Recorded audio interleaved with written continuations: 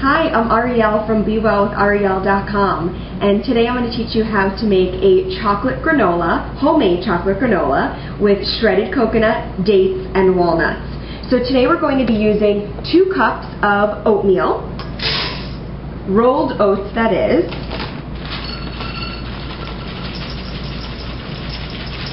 of course you could double this recipe and store it in an airtight container, and then you can use it for the rest of the week. And you could top it onto yogurt, you could top it onto cereal. Delicious, delicious. Then I'm going to take a half of a cup of dried fruit. Today I chose dates. You could take a 1/3 cup or a half a cup of whatever nut you want. Today I chose walnuts. I'm also going to take a 1/3 cup of shredded coconut. I love, love, love coconut. I'm going to take a tablespoon of cacao. Ghirardelli, this is the one that I had in my pantry, but you can use raw cacao, which is exactly what this is. You can use raw cacao. You can use any type of cacao or cocoa. You'll want to mix up the dry ingredients just to make sure that it's evenly distributed. And then you're going to take a 1/4 cup of maple syrup. Whoops! Kind of spread that over the cookie sheet. I guess we'll have sweeter oatmeal then.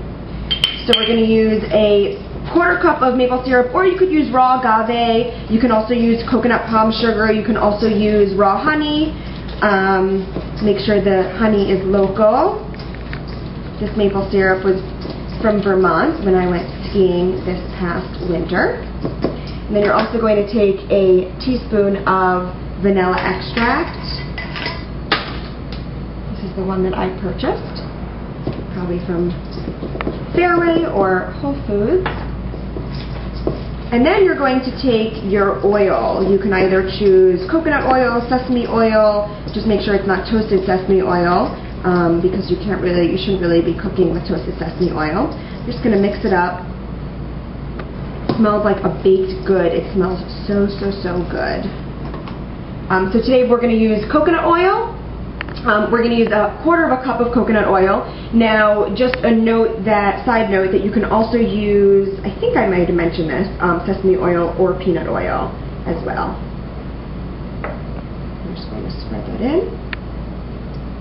Mix it in. I've already preheated my oven to 350 degrees, so it's nice and hot and ready. And again, you can add whatever you want into the recipe. If you're a sweet type of gal or a nutty type of guy, pardon the pun, you could choose whichever kind of nut you want or whatever kind of dried fruit you want. You can also use sunflower seeds. You're just going to be spreading a thin layer onto a cookie sheet. I lined mine with parchment paper first. I used to use tin foil until I took a cooking class and found out that you're not supposed to cook with tin foil. For some reason, I think that it's because the particles in the tin foil can get into your food, and which is not healthy. Parchment paper is also great because your cookies and your granola will rarely stick to the paper. So you're just going to spread it on. A spatula is great to take out all of the remnants from the bowl. I'm going to pat it down.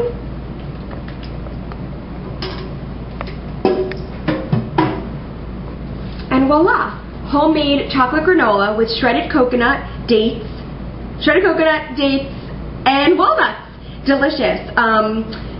Just remember, you can also double the recipe, and you can store it in an airtight container. You can top it with, you can top it onto cereal, or you can actually use it as your own cereal. You could just top it with some milk. I love it with hemp milk. You can also use rice milk, soy milk, or almond milk, or you can also put it on yogurt and even put some fresh berries on top. Or you can also add it to a trail mix. So just preheat the oven 350 degrees. for a total of 15 minutes. It's going to be in the oven. Every 5 minutes, you just want to check on it and mix it all up so all of the oats are evenly coated and evenly browned and toasty. So the timer just went off. It's been 15 minutes. I went in and mixed it up every 5 minutes. It looks amazing. Voila! Homemade chocolate granola with shredded coconut, dates, and walnuts. For more recipes and cooking tips, you can go to BeWellwithArielle.com.